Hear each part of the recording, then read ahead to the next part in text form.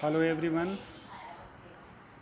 Today we shall be concluding this poem, Elegy written in a country churchyard. We will try to understand and analyze the stanza number 30, 31, and 32, which are the part of or which are in itself the epitaph that is written by Thomas Gray. This is the epitaph which is written by Thomas Gray for himself, and this has been put up on the grave of the poet in London, where he was buried among these poor villagers, that is outside the church, not inside the church. So the poet said that this should be written on his tomb, written as inscription about the poet on his tomb.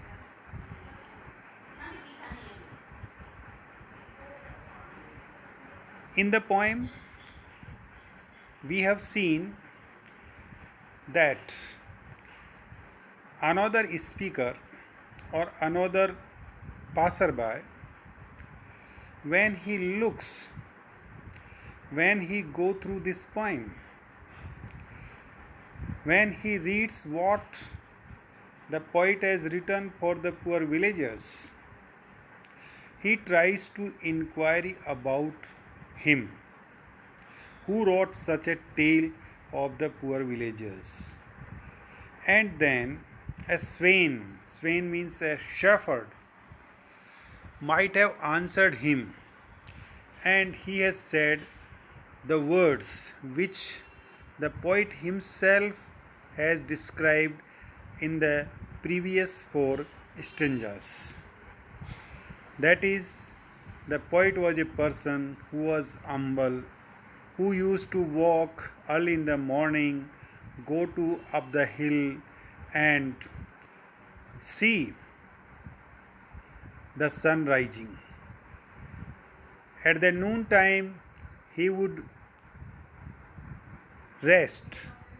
He would stretch himself beneath the shade of the beech trees, as well as entertained and enjoyed by the babbling water of the river. The poet was a person who was one of among those villagers. Then the swain or the shepherd describes that on the third day they did not see the poet, and on the first and second day they did not see the poet, but on third day they saw that a funeral procession was being led towards the church, towards the churchyard, and a funeral song was being sung, and we saw that the poet was dead and he was being carried to the graveyard for the cremation. So this has been the story about the poet. Now in these lines, the poet or the speaker speaks about himself, and this is the epitaph.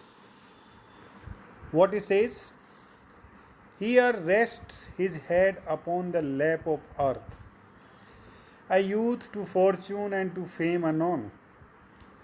Fair signs frowned not on his humble birth, and melancholy marked him for her own. So, here again we are supposed to imagine that we are like that kindred spirit who asked about the dead speaker about the poet after reading Thomas Gray's imagined epitaph. So, the speaker, the kindred spirits, answers in this way that you go there and read about the poet that is written on the graveyard. And you can read that. The swain cannot read, he is not literate. Therefore, he says, if you can read, go there and read what is written about the poet there. There is the graveyard of the poet. So, we are imagined that we are reading that epitaph. So, what is there in this epitaph? The poet says, this is where the speaker is resting his head on the ground. Here rests his head upon the lap of the earth. Lap of the earth, पृथ्वी की गोदी में. यहाँ जो है कि उन्होंने अपना सिर रख रखा है या सिर को रख करके आराम दे रहे हैं. So the poet is giving rest his head upon this lap of earth. Upon this lap of earth means on this ground. He is resting his head on this ground. So this is also a metaphorical line because a dead person cannot rest his head upon the lap of earth. So it is a metaphorical. Dead people don't really rest their heads anywhere. They are dead after all. And the earth is also here being personified, the lap of earth, because we have the capital letter of the earth word. So when the speaker imagines that it could have a lap, so earth is here a lap for the dead person. So it is a metaphor. It has been personified. Then a youth to fortune and to fame unknown. Then the speaker speaks or describes about himself. That is, the poet describes about himself. He was a youth, he was a young man. To fortune and fame, to fame unknown, but he was unknown. He was unknown who was unknown. Both to fortune and fame. Fortune, that is the good luck, wealth. And to fame, that is the publicity, popularity. So this young man has been away, unknown, from good luck, wealth, and publicity.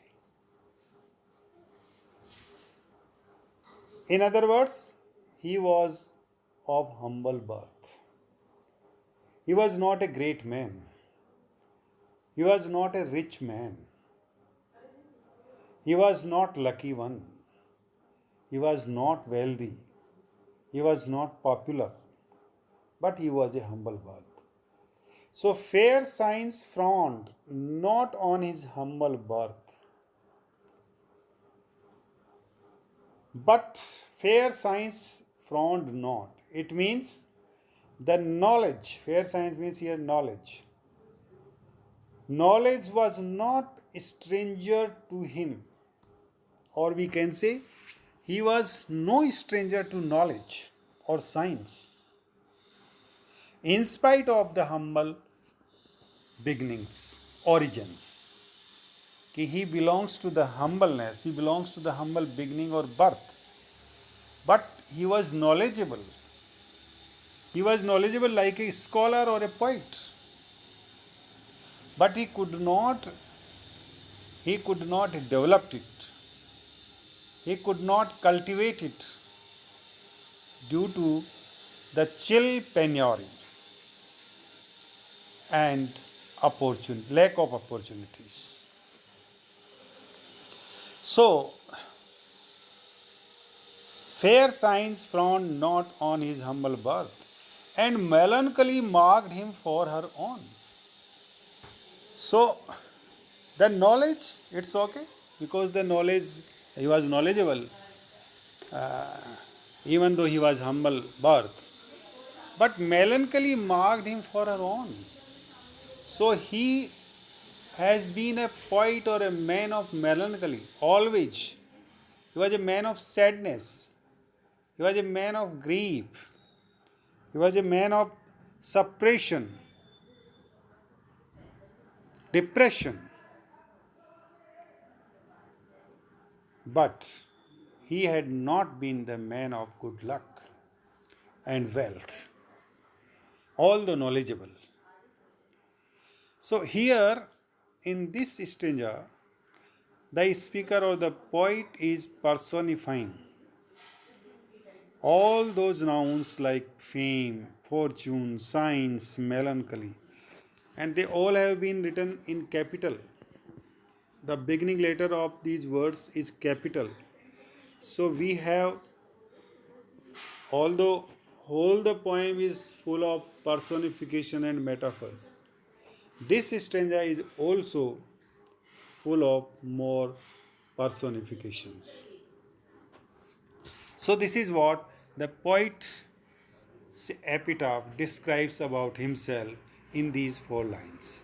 Now come to another 4 lines. Large was his bounty and his soul sincere. Heaven did a recompense as largely sent. He gave to misery all he had, a tear. He gained from heaven, it was all he wished, a friend.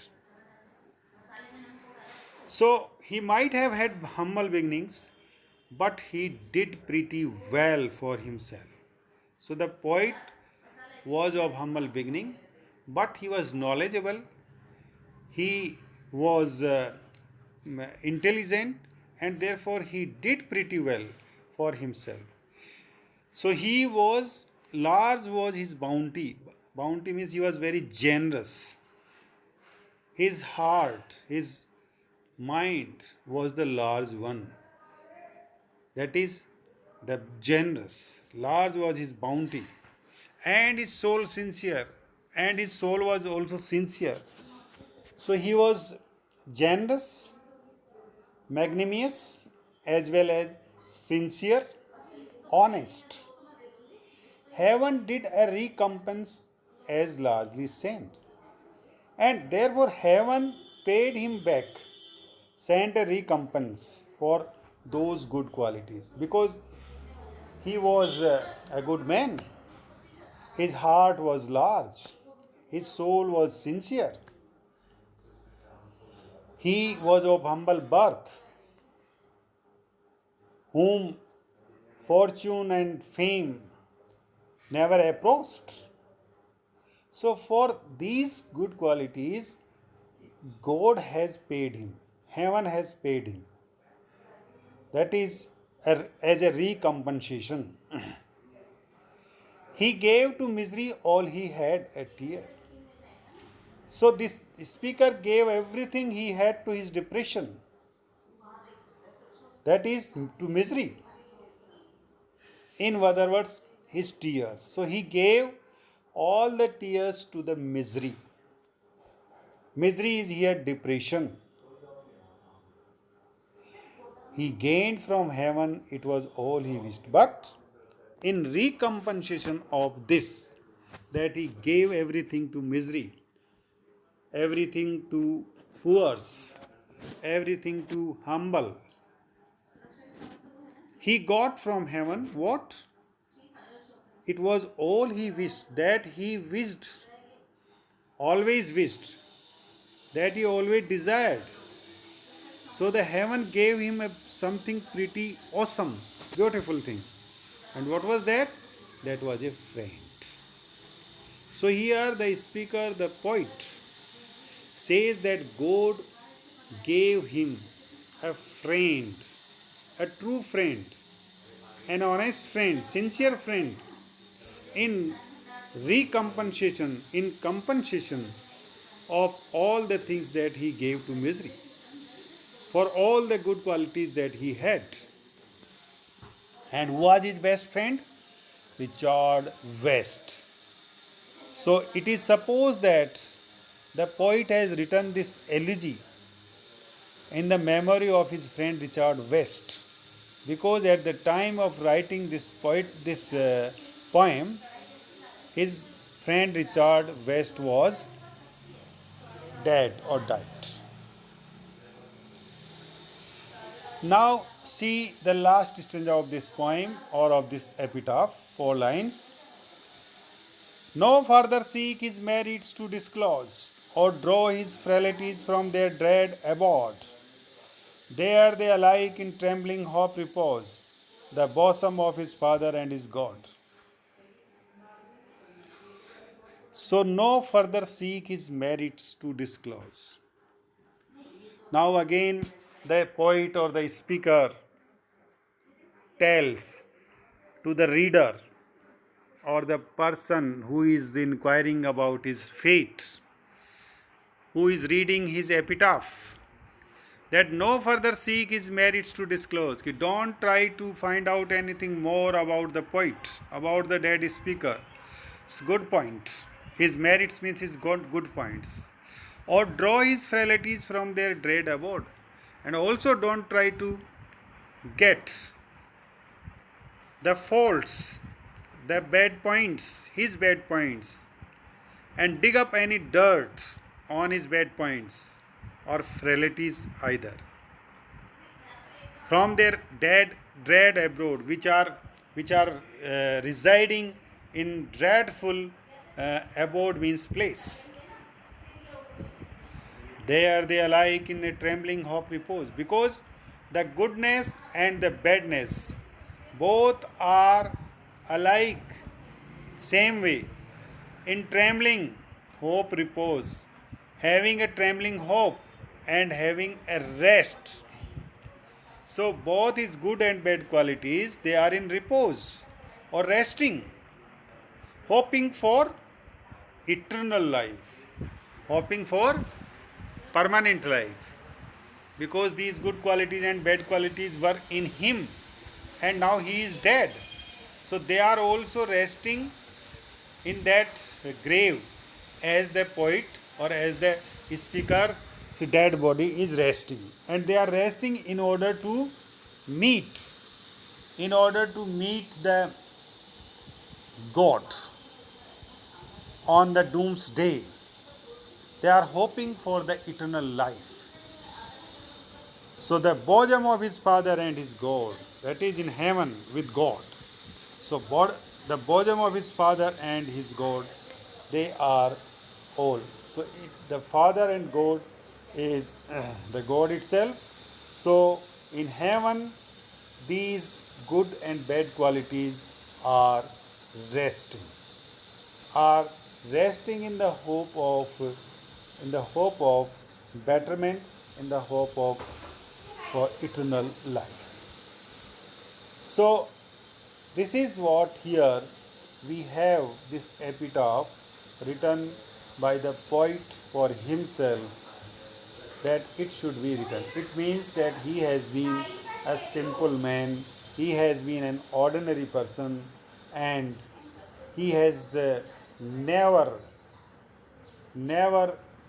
turned himself towards the wealth, towards the popularity, towards the fame, but he led an ordinary life. So, one should remember, as well as one remembers these poor guys of this poor village who have been buried outside the church. So this is, now we have the end of this poem. Next time we shall begin the new poem which has been prescribed in your syllabus. I hope you have enjoyed this poem. This was the long one, but we did it, we completed it. You also have the PDF notes with the video lecture, and you can go through them and understand this poem very well. So, thank you very much, dear friends. See you. Bye bye.